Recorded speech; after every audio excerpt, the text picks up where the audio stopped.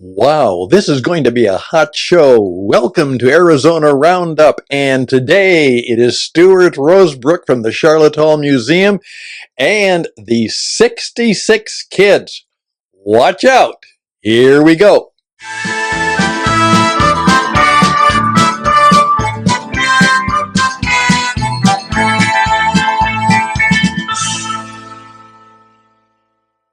Welcome to Arizona Roundup with Stuart Rosebrook at Sharlot Hall Museum. My special guests this week are Boze Bell of Cave Creek, Arizona fame, and Danny Romero of Prescott, Arizona, two rock and roll cowboys from way back. One was a working disc jockey from Kingman, Arizona, and the other was a working cowboy from Kingman, Arizona. And we've got them here today on our show. We're going to talk about an upcoming show of Boze Bell and the 66 Kids at Sharlot Hall Museum on June 10th at 4 o'clock in the afternoon. And we're also going to talk about the history of Route 66, the Black Cat Cowboy himself, Danny Romero, and the King of Western Art, Boze Bell, and the owner of True West Magazine. Welcome to the show. Hey, great to be here. It's always great to be with the Kingman Cowboy. My Kingman compadre. Yes, sir. So good to hear from you guys. So, both of you have great memories of growing up in Mojave County, which is home to the longest stretch of Route 66 that remains from its heyday in the 1920s to the probably all the way up till the 1970s as I-40 pushed its way across northern Arizona. And Bob, I'll ask you this, is how important to you was music growing up in Kingman, Arizona on Route 66? Well, I can't overstate how important it was. I remember the dance on the big, it was a dirt road all the way down there. I went down with the Blake. There was a dance in the schoolhouse. They brought cake and fiddles and guitars, no drums, no liquor, but the Cowboys kept going out in the parking lot and having dips, and finally there was a fight. I was about 10 years old. I got to see it. It doesn't get any better than that. And I'm sure Dan has stories as well of all the honky tonk and country and rodeo dances. That place was rocking, and this is pre-rock and roll. How about you, Dan? Yeah, for sure. Kingman and that stretch from, I guess, Needles to Williams. I think Williams was the last place that got bypassed. That's right. One of my greatest. I have so many great memories of being born on 66, growing up on 66, and almost dying on 66. But there is a place in Seligman that's very close to my heart that I've been playing now for a little over 20 years.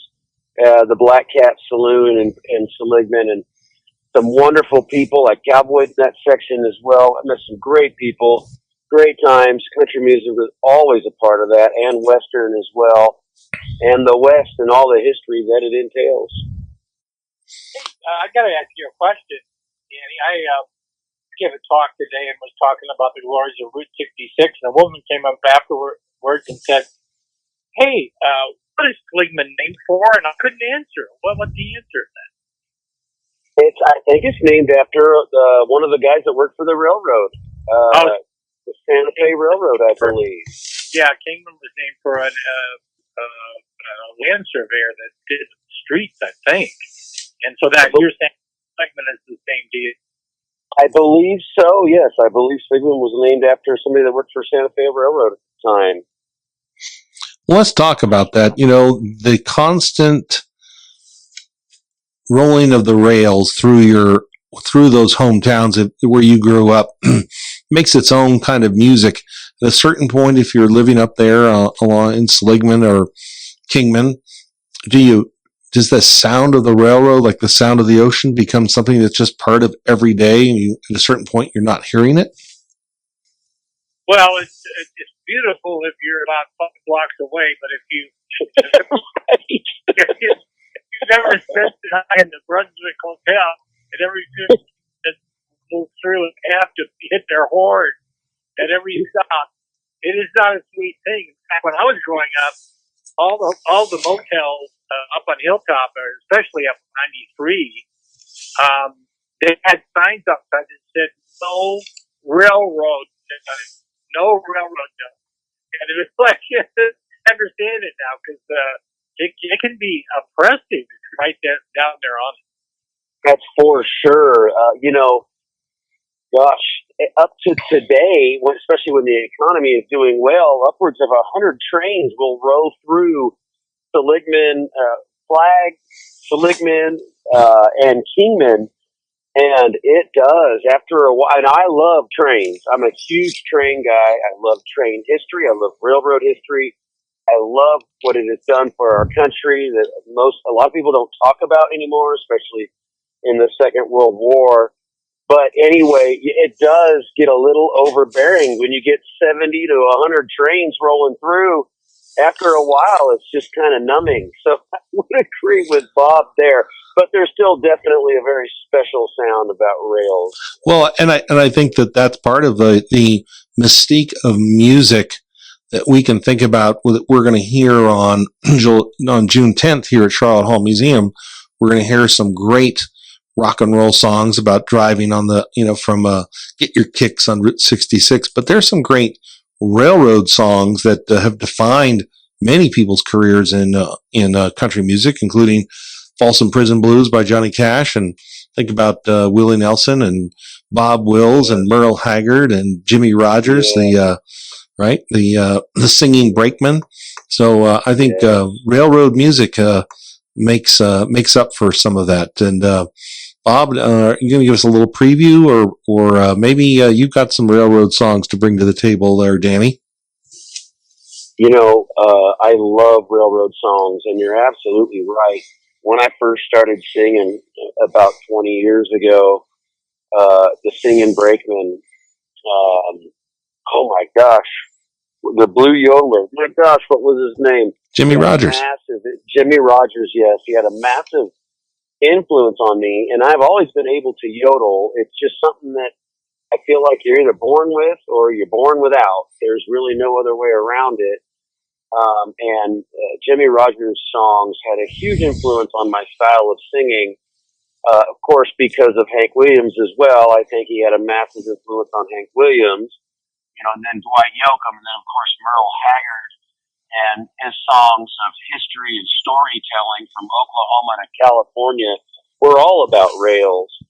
So yeah, the railroads in music as well, country and Western, play a massive part in my influences anyway in learning music for sure. Yeah, and I have to say I have zero influence from that. It was funny you were saying that, and I was so proud of you and so impressed. But I have zero on that. All my songs are on the road that follows the railroad. You know what I mean? It's like Detour, Route 66, right? Down Volume 2. It's all. There's not one train in there, I don't think. So, you know what? We're going to have to play off that in the show. Maybe you'll do one, and then we'll do a car one, and we'll just absolutely. I think that's great.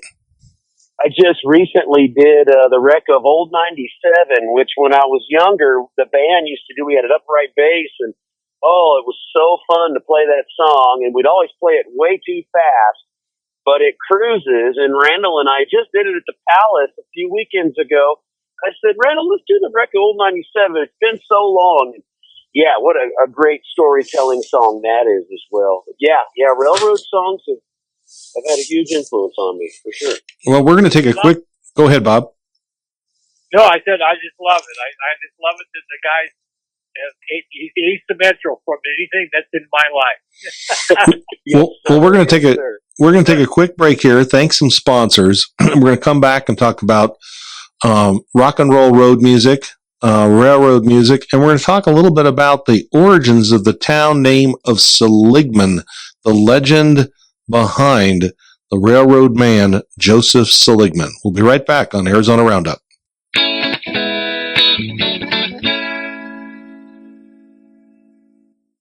For over 45 years, Blind Brothers Arizona has been the heart of window style in Prescott. From blinds, shutters, drapes, they will custom design and install with expert precision, tailored just to you, whether it's for your home or your office. You can trust the name that locals rely on. Visit blindbrothersarizona.com today or call them at 928-776-1845. Once again, that's 928-776-1845 for a free consultation. Blind Brothers Arizona, the original since 1979.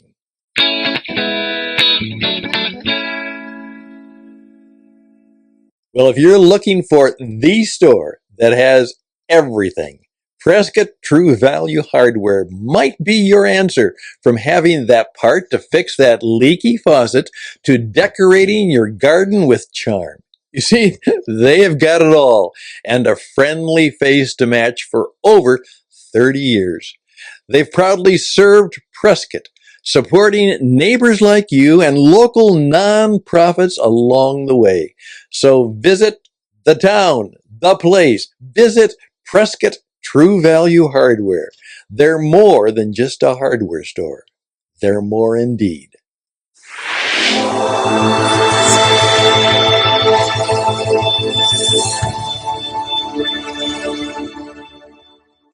Welcome back to Arizona Roundup with Stuart Rosebrook at Sharlot Hall Museum. My special guests today are Boze Bell and Danny Romero, two wonderful friends of mine and who love history, love American music, and love the open road. We are celebrating next year the centennial of Route 66, as well as the centennial of all the U.S. highways, including US 89, which is one of those great border-to-border highways. And we had a woman of substance, Grace Sparks, here, who fought for that road to connect Prescott to Ash Fork and Route 66, and then further south to Wickenburg. And actually, she fought to get the bridge built over Ehrenberg, and she lined it all up. But what's interesting is, we were talking about railroads. The original railroad that failed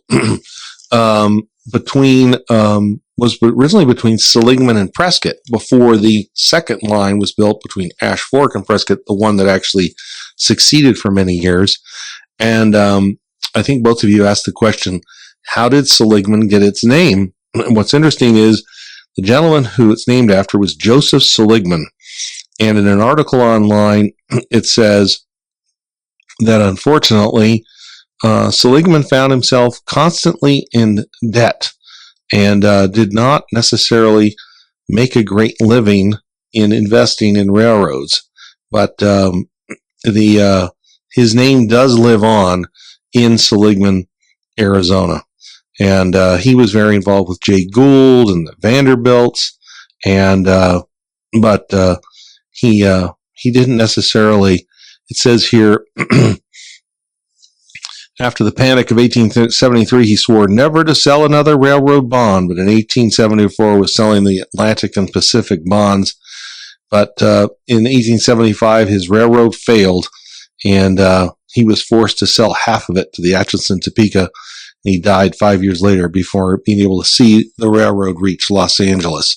So maybe there's a song there about old poor Joe Seligman and his betting on railroads that didn't end up in glory and gold. Yeah, well, I could another loser on 66. There's your song.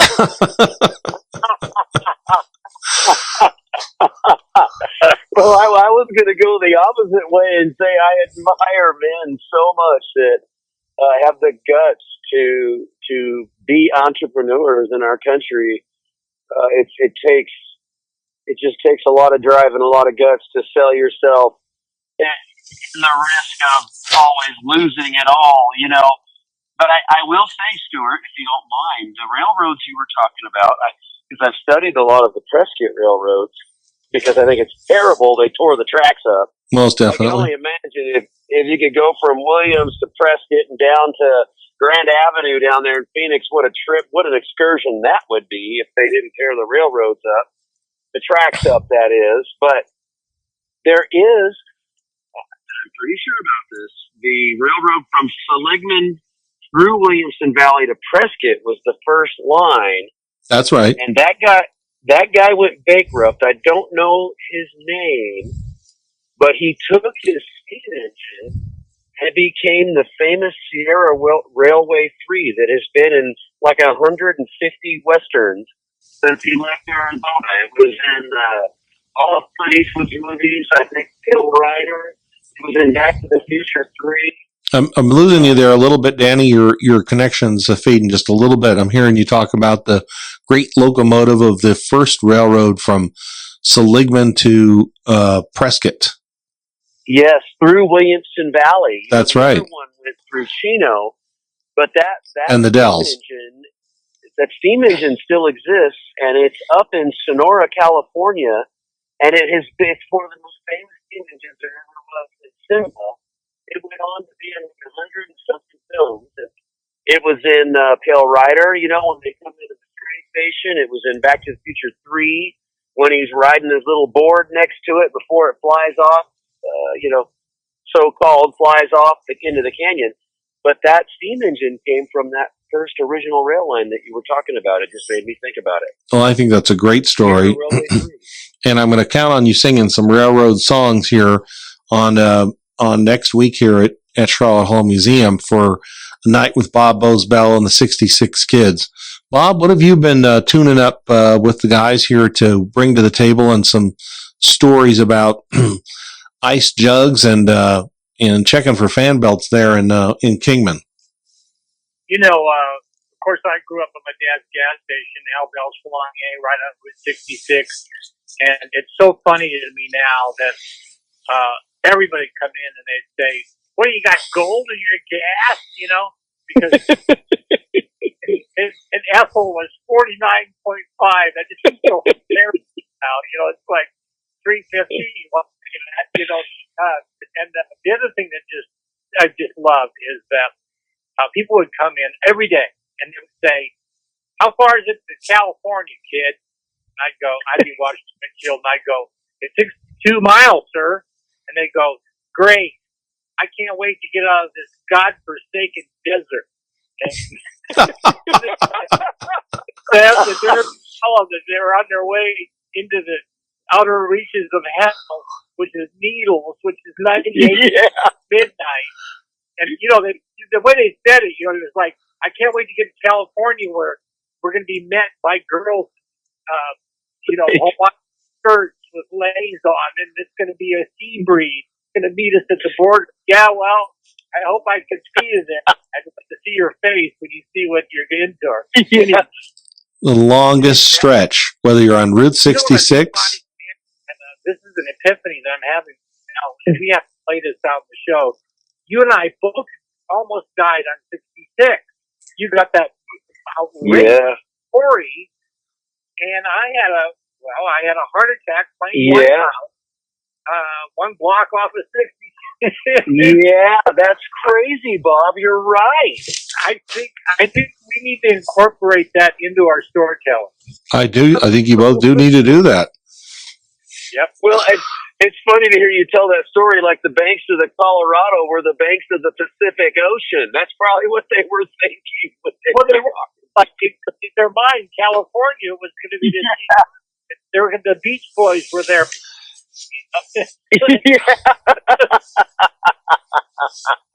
Can't wait to get out of this god-awful desert. Well, hang on, buddy. Well, now, what are some of those great songs from the 60s? They had a name for them when there was always, like the car crash songs, Death on the Curve, or, Dead Man's Curve. Dead Man's Curve, yeah. I Love Her. Yeah. So I think you got it to Jan and Dean's Dead Man's Curve, right? You talk about was it Perfume Corner, Bob, or you've got some great stories about. Both of us know about Perfume Pass, yeah. And I think what's coming out of this, Danny, is we need to lean into the death a little more. We both almost died. Yeah. We're still here to tell a tale. I kind of dig that. I agree with you, Bob. I read that in your book, your first book, years ago now. I'm a massive fan of both of you guys. I really am. But I did read that in your book years ago, your first 66 Kid book. And I just remember, like, in my mind, I was envisioning you in a gymnasium with all your closest friends. And holy sheesh, life almost, it passes right in front of you, right there. Yeah, you're right. Right there on 66, both of us. What about Phantom 309? On death, you're going to get a lot of death, man, because we both been to Helen. Yeah, on that road too. Yeah, it's classic. I don't know why I didn't see that last time. I agree. But I will say, your book and being involved in this has really made me realize how important that vein through our country is to me personally. It's just a lifetime on it. It's like you.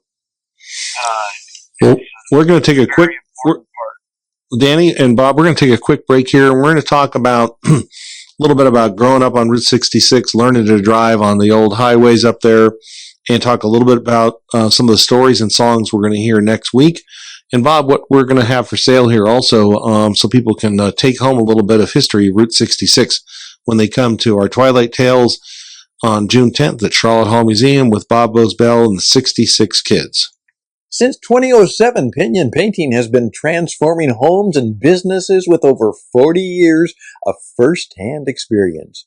You see, they bring superior craftsmanship and a real eye for detail to every project, making your vision a reality, hassle-free. You see, your time is precious, so trust Pinion Painting to get it right and to get it right the first time. So visit Pinion Painting today and let them transform your space. They're on the web at pinionpainting.com.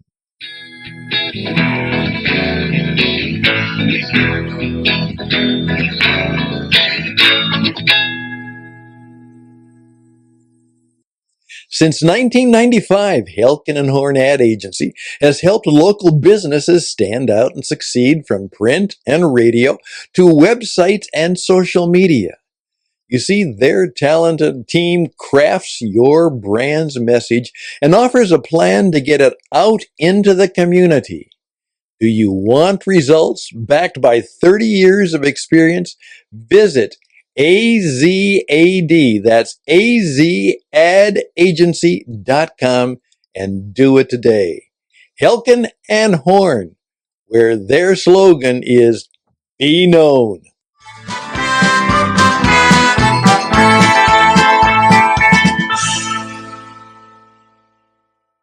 And we are at Sharlot Hall Museum, and we're talking to Bob Boze Bell and Danny Romero, who will both be appearing here on June 10th at Sharlot Hall Museum on stage with Bob Boze Bell and the 66 Kids. And in the break, we were talking a little bit about another popular form of music that many people learn to drive on and along Route 66, and it's called Hot Rod Rock.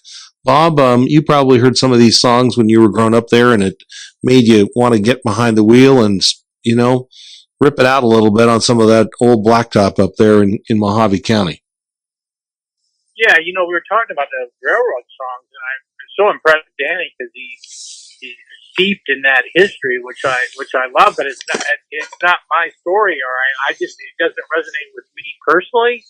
I'm really more on the road side of the equation, and everything from Hot Rod Lincoln to there's just so many car songs. I just can't, even Green Onion to me is a car song. It's just, it's like, I'm sorry, that's a 6 Chevy Nomad right there. And the car culture, my father's grave, on his epitaph, on his gravestone, it says he loved cars. And I think that sums up so much to Kingman. Cool. My father was just such a car nut, we had so many cars. People would come in, they were trying to make it to California, and they would sell us. My would come home, they needed gas, and so they would trade a drum set, they would trade a Bowie knife, they would trade a car. It was just crazy. And he would come home and he'd say, "Hey kid, you want Bowie night?" Now, These people from Oklahoma, they wanted to make it to California, and they gave us this.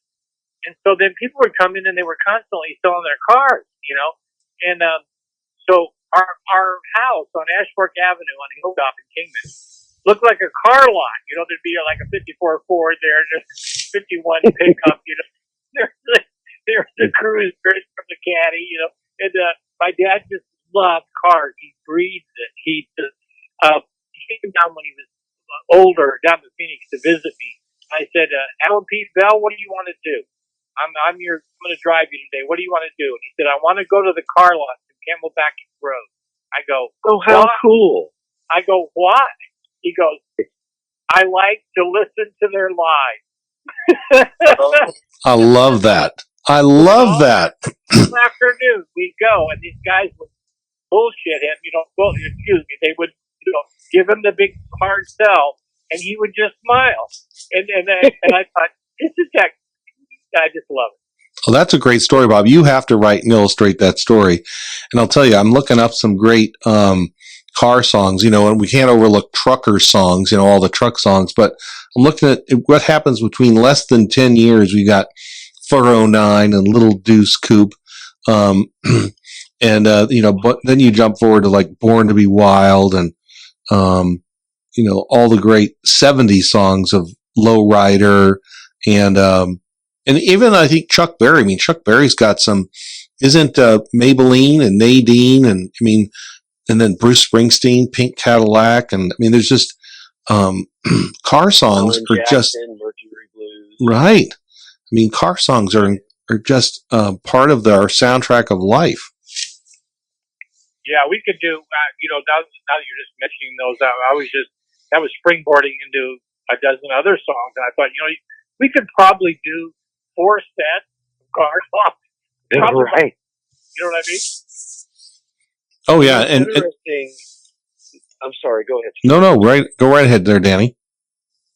Well, I was just going to say it's really interesting how Bob mentioned that, me and trains, him and cars. Yeah, we both grew up on the same road, but we kind of took two different things from it. Because to me, kind of, sort of. To me, that rail line runs all along 66, so that train's always there. And I've always loved trains. So a lot of my memories of 66, whether in Winona, Flag, Williams, Ashford, Seligman, or Kingman, or even Hackberry, that train is always there.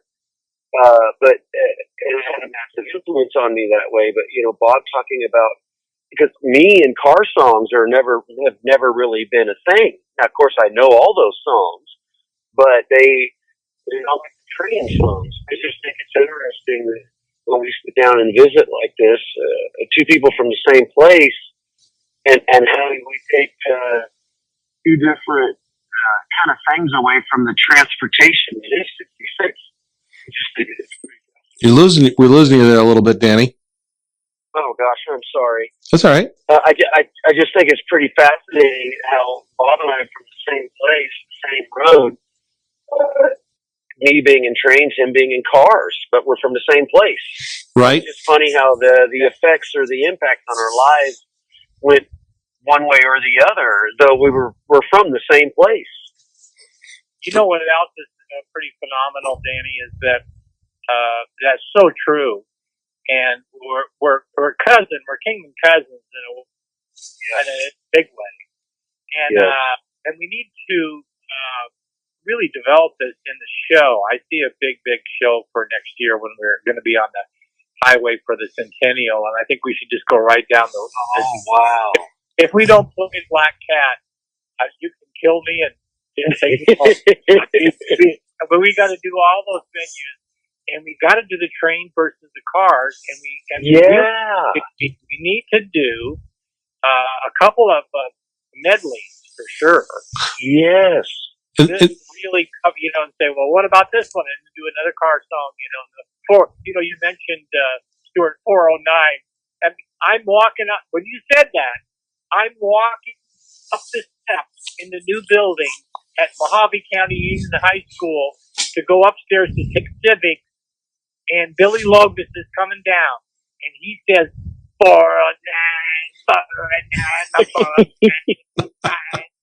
and you took me right back there. Isn't it amazing? The songs are like a diary. That's right. They're, and that's why American Graffiti stands up as George Lucas's, one of his greatest movies ever made. It's a music car movie. And, I was just thinking about two other big songs, King of the Road on one end of the dial, and Take It Easy on the other. And then, you throw in a little bit of, Van Halen and AC/DC, and you start getting into the serious rock and roll, road songs, and then the Rolling Stones, which happens to be my favorite take on Route 66 on Get Your Kicks. Version. I just sent it to Jack Alvis, our lead guitar player, and I said, we played this okay at the Elks Theater last year, but this is the version that makes me smile. I know this guy, Mick Jagger, that bastard. He gets all the way that he goes flags up Arizona, dog back Arizona, big slow, Barstow. And he misses. He does it twice. Big slow, Barstow. Are you kidding me, Kingman?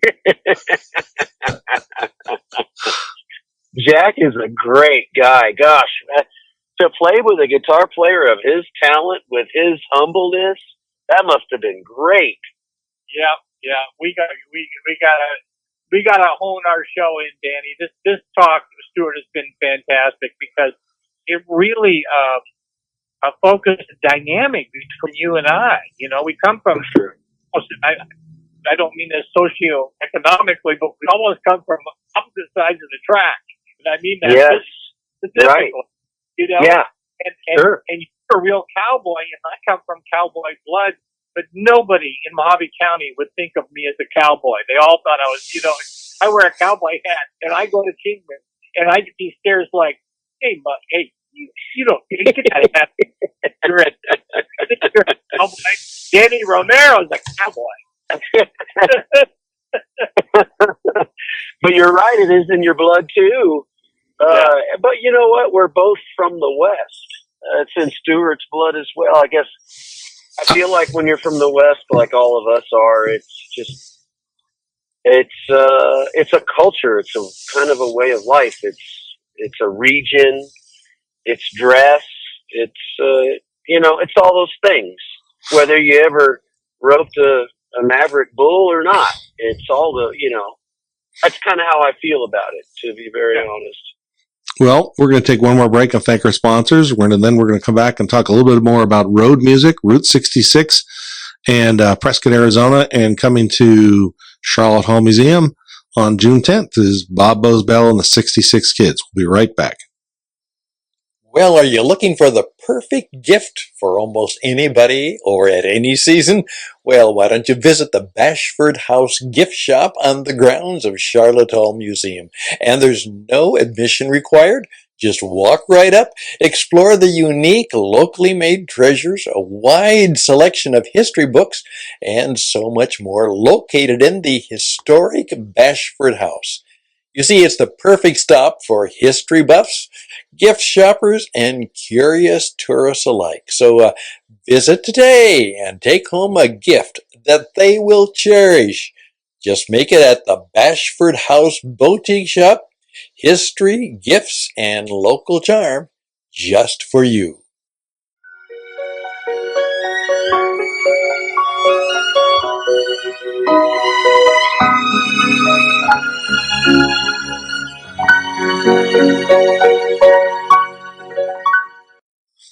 We're back on Arizona Roundup with Stuart Rosebrook at Sharlot Hall Museum, and my special guests today are Boze Bell and Danny Romero, and we are talking about rock and roll, country music, Western way of life, and growing up on Route 66.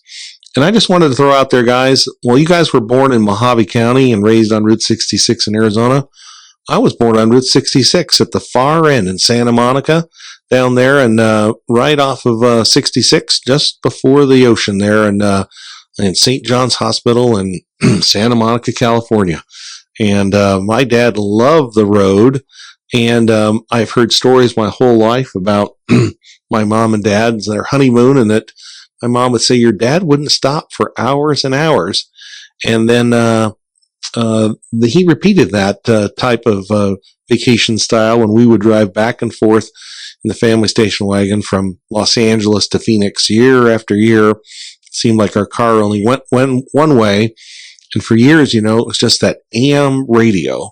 And my parents' radio was stuck hard on KLAC and country music. And so that's where I grew up, just listening to Merle Haggard and Johnny Cash and Willie Nelson and Waylon Jennings. And my dad telling stories of Hank Williams and the greats of Ernest Tubb in the 40s and 50s. And so I think road songs, both car music as well as trucking music and railroad music, was what got you through those hours across that never-ending desert between Los Angeles and Phoenix.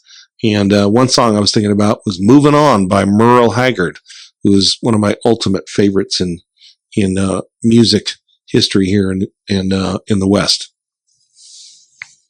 I was going to say, it's so fascinating to me, this road idea. It's really is strong, and Danny and I need to really develop this. Danny, do you remember? Was listening to KLMA still a thing when you were a kid? No, I don't. No, sir, yeah. I don't remember that. But when I was growing up in the '60s, we had a radio station, KAAA, that was owned by Wally Stone, and he hated rock music. He thought it was awful. And so he would, my memory of Wally Stone was, well, what a great name, Wally Stone, he hates rock. And Kingman, Arizona address. Now here's a song from 1932. This is before the best produced records. And this is Riding Down the Canyon by Smiley Burnett. And it goes like,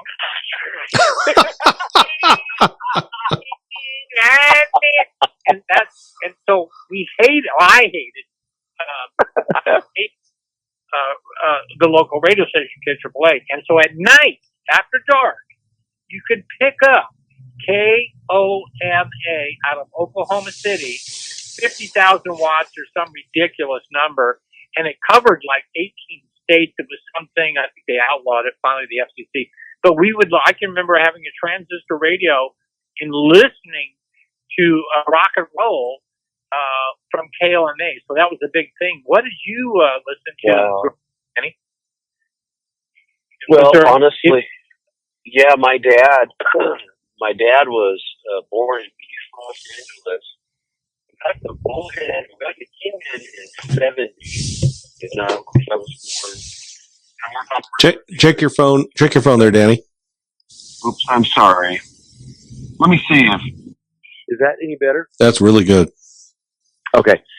The radio stations that I grew up on, and music, my early influences were of my dad's, which were the Beatles, the Stones. He was born in 51, so Christopher Cross in the 80s, like a really eclectic. Of course, all the stuff that I grew up on, and when Richie Valens, the Richie Valens story was big in my family. Yeah. Rockabilly stuff, Elvis, Buddy Holly, the Stones, the Beatles. Country music made its way to me when I discovered Dwight Yoakam in 1990. And what it was about him, for me, was all of his influences, which were Buck Owens, Haggard, Elvis, Hank Williams. But the radio station that I remember most, to be honest, was out of Vegas. And it was a punk rock station. And it was oh my gosh, I can't remember it now.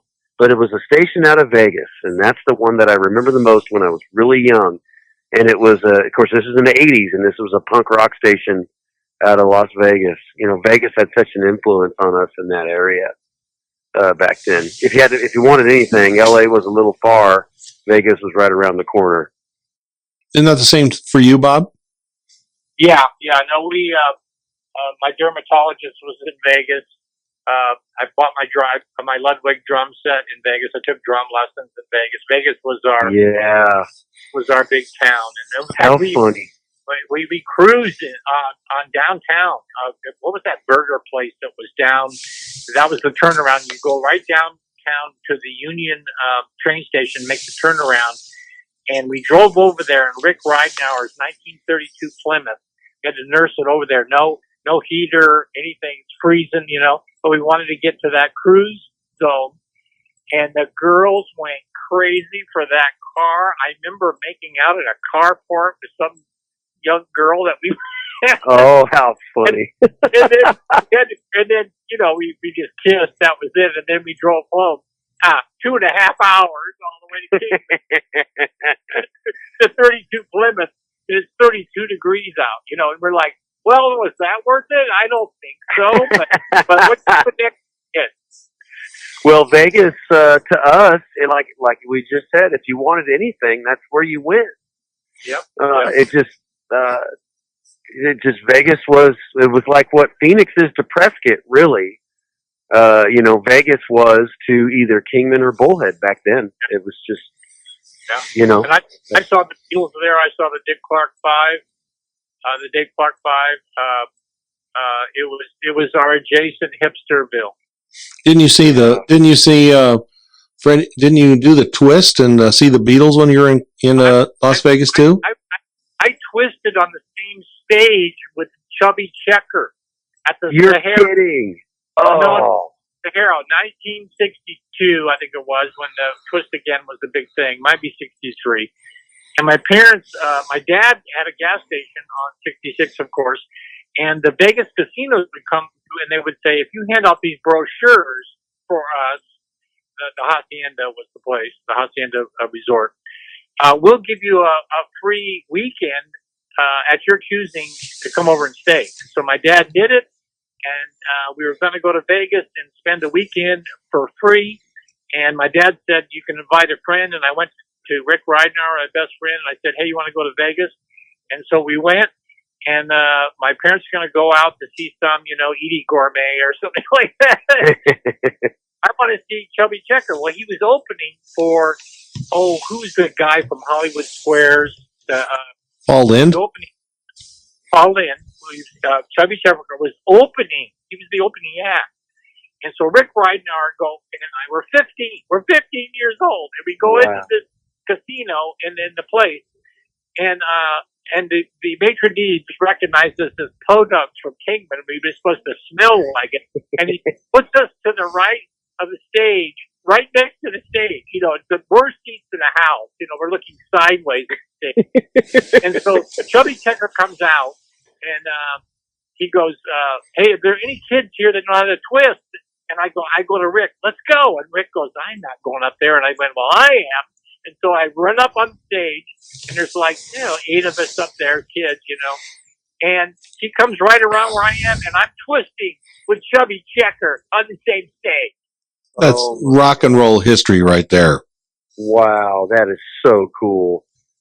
Those casinos still do that too. They still trick everybody with a free weekend or a buffet. That hasn't changed. No, but that's interesting. They used to come to Al's Flying A and do that. Wow. I don't know if there's Bob, I've seen your dad's gas station. I've actually driven down 66 on purpose just to see if I could find it. I have found it. Yeah. It's still there. The building is still there. Yeah, and if we pull this show off, I'm going to take all of our winnings and I'm going to renovate Al Bell's Flying A on 66, and you can mark my words on that right here. How fun. I'll do the work. All right, you've heard it. Do the work. You get the building, and I'll do the work. I think we've got the start of something great here today on Arizona Roundup with Bob Boze Bell and Danny Romero. And I got a request. I'm looking forward to hearing, of course, Get Your Kicks on Route 66, Gloria, maybe a little Hank Williams Lost Highway, and maybe, Danny, you can bring a little Dwight Yoakam like Guitars and Cadillacs. to the 66 Kids on June 10th at Sharlot Hall Museum with Boze Bell. We're going to have a great show, and we're going to have you two on the show a lot more in the near future. And I'm looking forward to hearing about Al Bell's Flying A in Kingman, Arizona next week at Sharlot Hall Museum. Thank you both for being on the show. Yes, sir. You got it. Well, that's a wrap, folks, and thank you, Stuart, Bob, and Danny. What a wonderful memory lane down the historic Mother Road, Route 66, coming up to 100 years of people going west to find adventure, cowboy experiences, and maybe even a new life.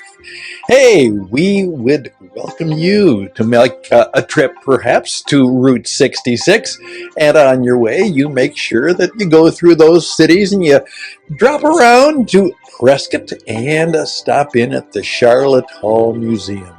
And if you are available around time for the show, you make sure that you do exactly what they encourage you to do.